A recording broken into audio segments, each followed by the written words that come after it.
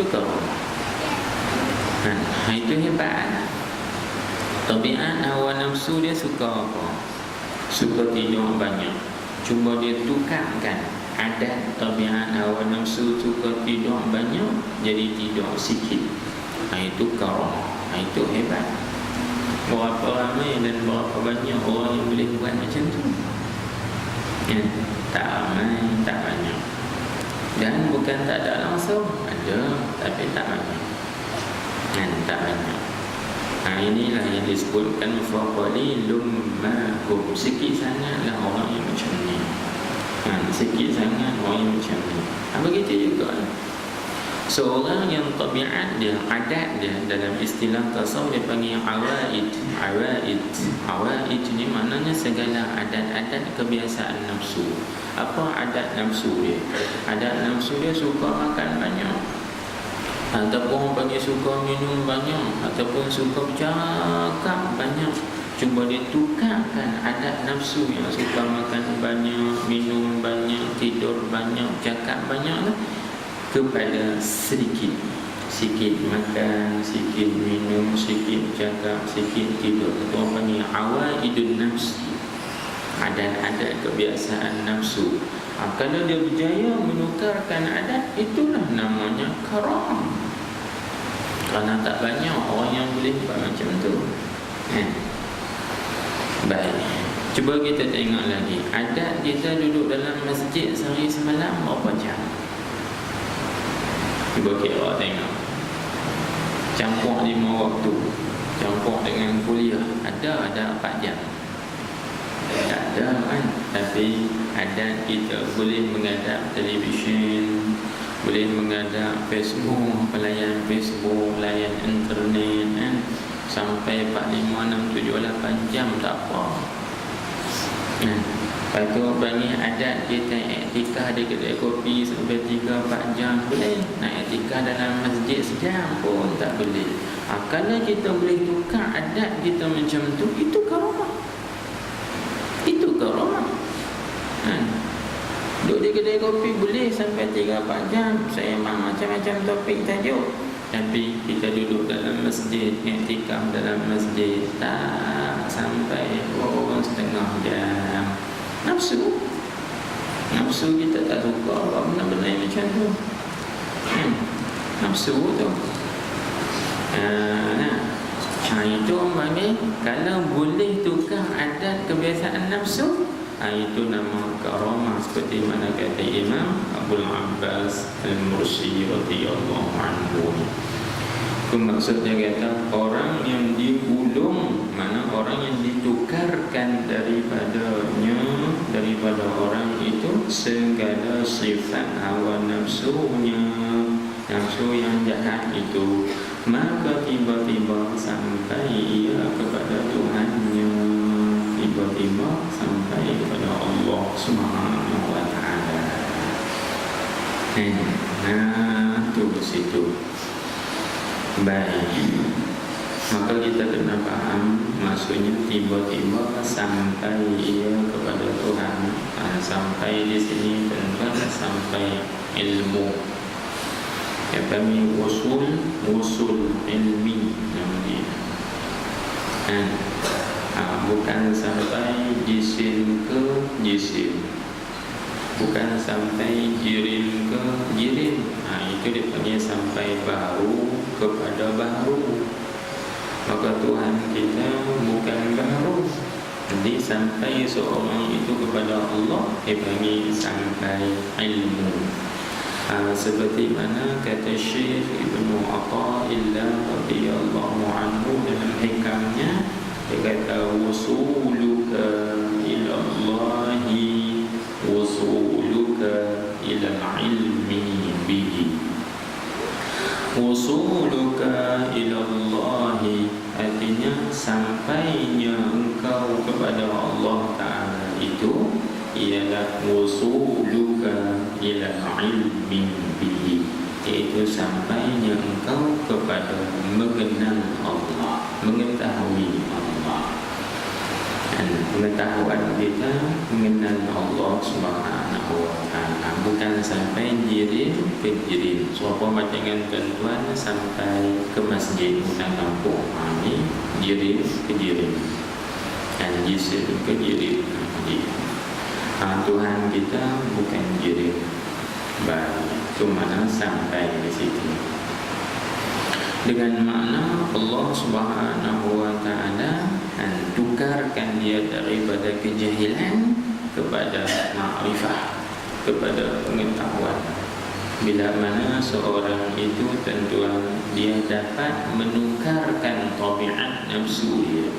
Bila mana seorang itu dapat menukarkan adat-adat kebiasaan nafsu dia, insya-Allah barulah dia sampai kepada Allah Subhanahu wa ta'ala. Ini karamah yang sebenarnya. Seperti mana kita kata mana berlaku kepada Fudail bin Iyad. Itu masuk dalam kata karamah. Begitu juga kepada berlaku kepada raja Hasan al-Basri. Hasan al-Basri asalnya dia seorang peniaga, saudagar yang kaya. Begitu juga Ibrahim bin Adham, saya seorang raja. Tengok tukar ada. Habis itu. Kemudian tengok lagi ni, kita baca sepintas lalu saja tuan-tuan. Dia nak menerangkan karamah yang haqiqiyah, iaitu karamah yang sebenar-benarnya itu. Katanya, dan telah disebutkan orang pada Sahlun bin Abdullah Ad-Dustari radhiyallahu anhu akan beberapa tanda dan karamat yang menyalahi adat. Mana ada orang lain cerita kepada Imam Sahal, dan Imam Sahlun bin Abdullah ni dia ni ada karamat macam ni. Dia kata karamat ni macam ni. Maka apa komen Imam Sahlun? Maka kata Sahlun bin Abdullah itu radhiyallahu anhu, apa tanda dan karamat yang menyalahi adat itu? Iaitu dia kata tanda itu sesuatu yang hilang pada waktunya. Apa? Itu bukan karamah. Karamah ni satu benda yang tetap, dan bukan karamah itu benda yang hilang pada waktu. Maknanya bila habis masa habis, itu yang berlaku.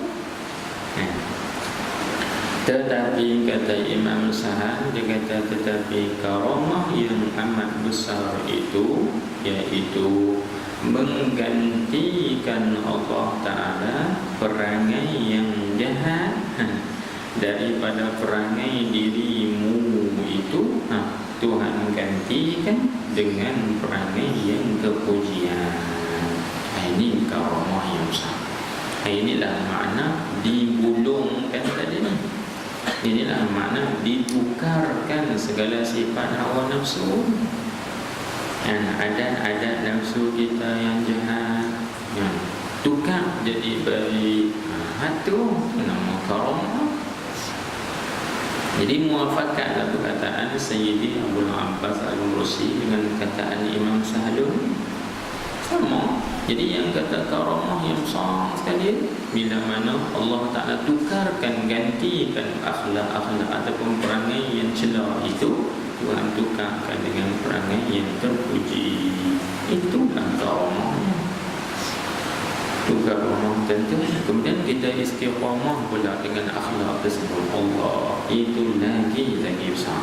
Sebab tu ulama kata al-istiqamatu ainul karamah. Istiqamah itulah diri karamah. Itulah diri karamah. Baik. Habis tengok lagi dia sebut.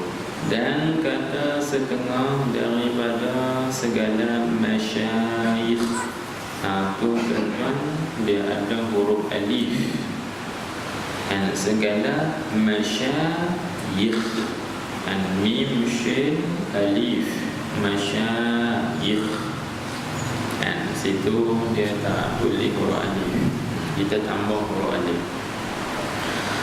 Dan kata setengah daripada segala masyayikh itu, artinya masyayikh sufiyah, syekh-syekh sufi, ulama-ulama tasawuf, dia kata jangan hairan kamu daripada orang yang tiada menghantarkan, daripada orang yang tiada menghantarkan di dalam nak baca apa tu?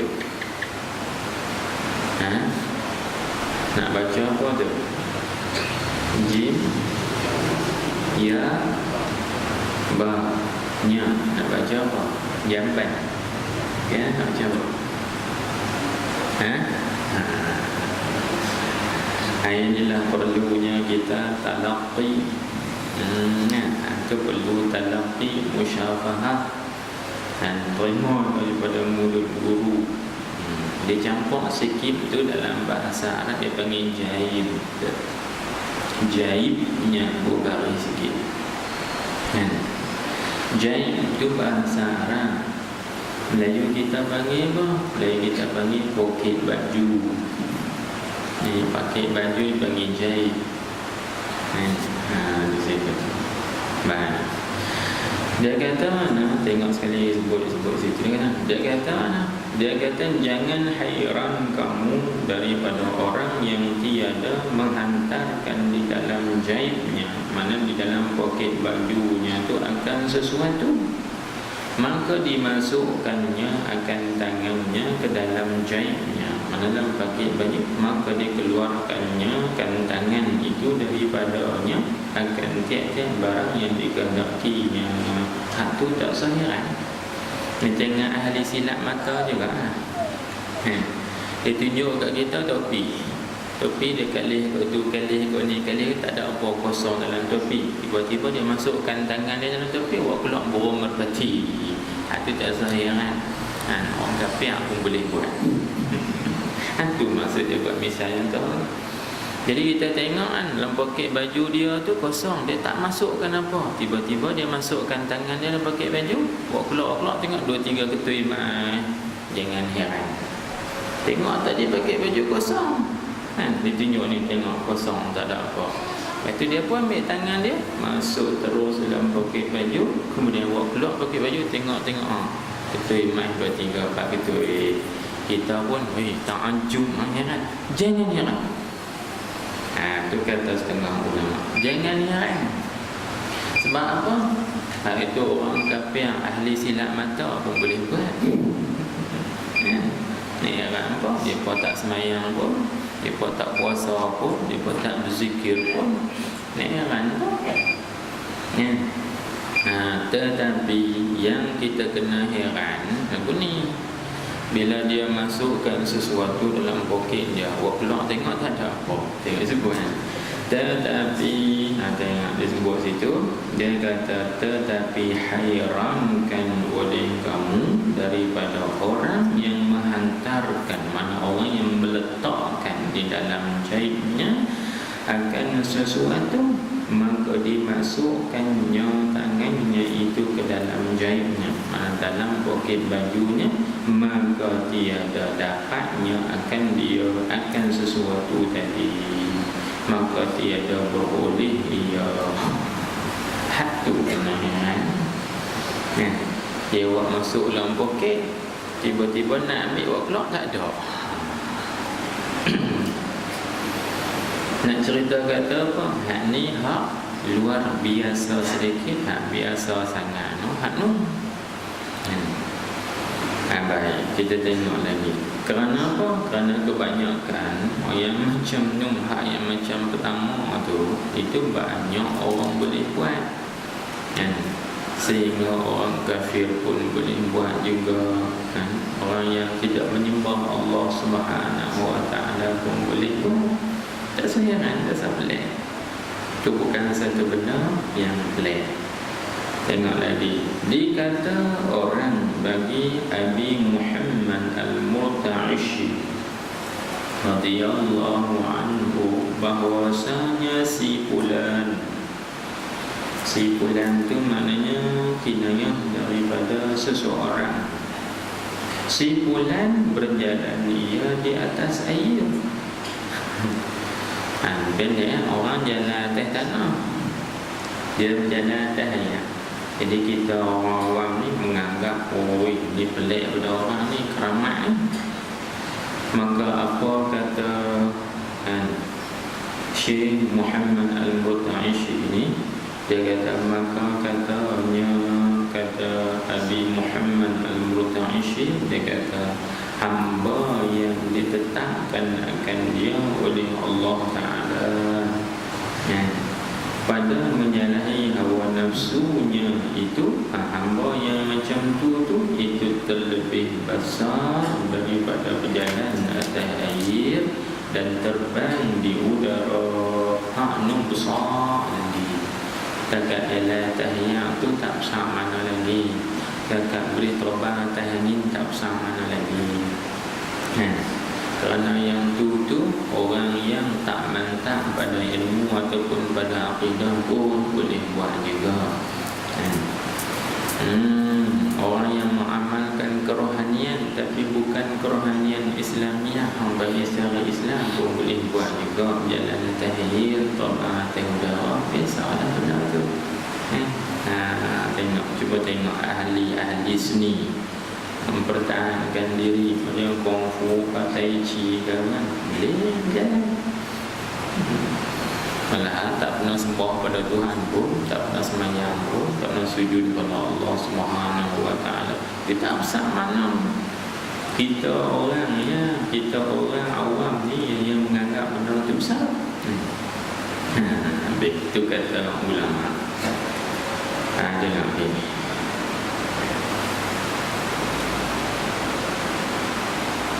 Dalam kitab tuan-tuan tulis pun, dan terbang di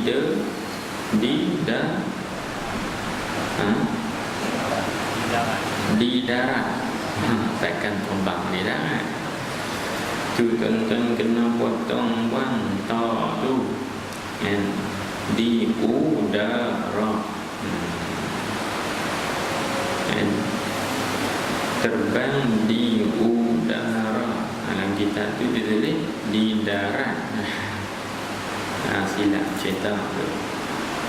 Terbang di udara. Kata Abu Yazid radhiyallahu anhu. Tengok, ini satu pesanan Imam besar Taifur bin Isa bin Adam nama dia. Dia Abu Yazid tu dipanggil kunyah dia. Nama dia Taifur bin Isa bin Adam. Dia kata apa? Dia kata jikalau bahwasanya seorang laki-laki menghamparkan tubuh bagi fathah fa, par dengan baca pir, kan, menghampirkan maksudnya mendekatkan.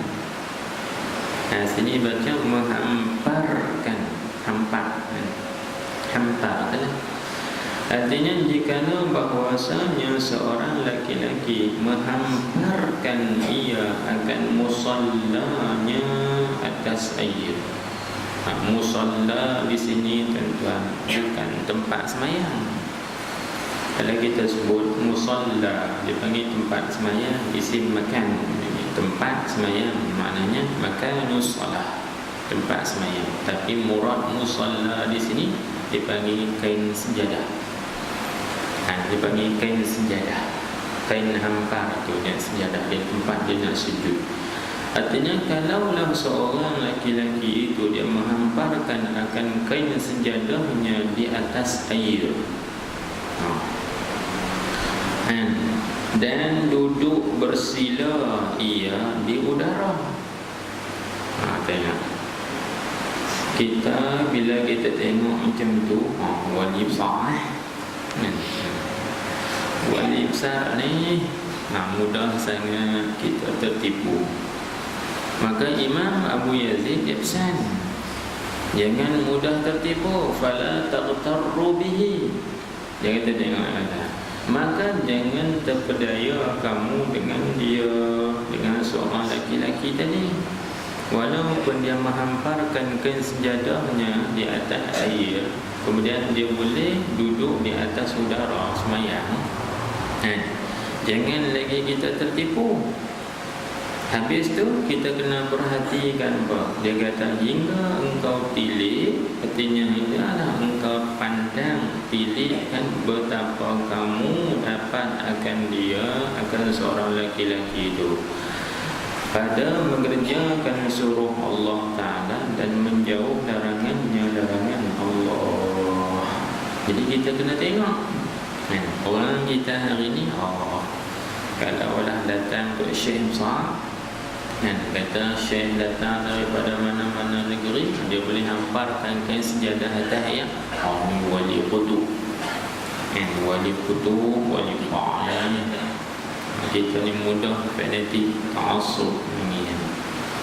Bila tengok seorang Tok Syekh tu dengan janggut panjangnya, misalnya dengan jubah labuhnya, boleh meletak dan menghampakkan kain dia, kain syal dia ataupun kain sejadah dia di udara.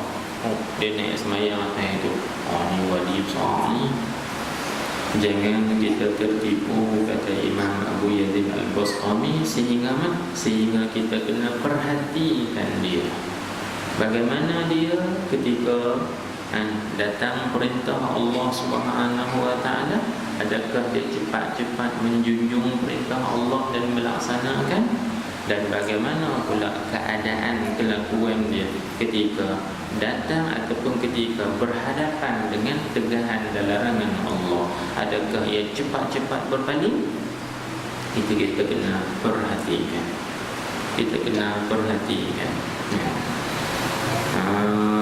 Contohnya bila tengah-tengah orang azan, Allahu Akbar, Allahu Akbar, misalnya masuk waktu isyak, duk buat loi lambat lagi, sembang kok ni lagi. Ini Tok Syekh pun, Tok Wali pun lagu ni.